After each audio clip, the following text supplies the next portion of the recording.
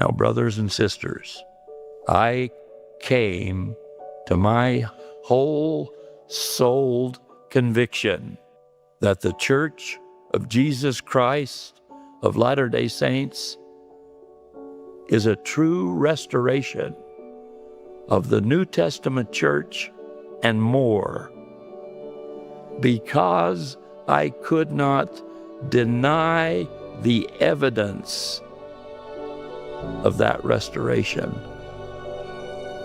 Since those first experiences, I suppose I've had 1,000, 10,000 other witnesses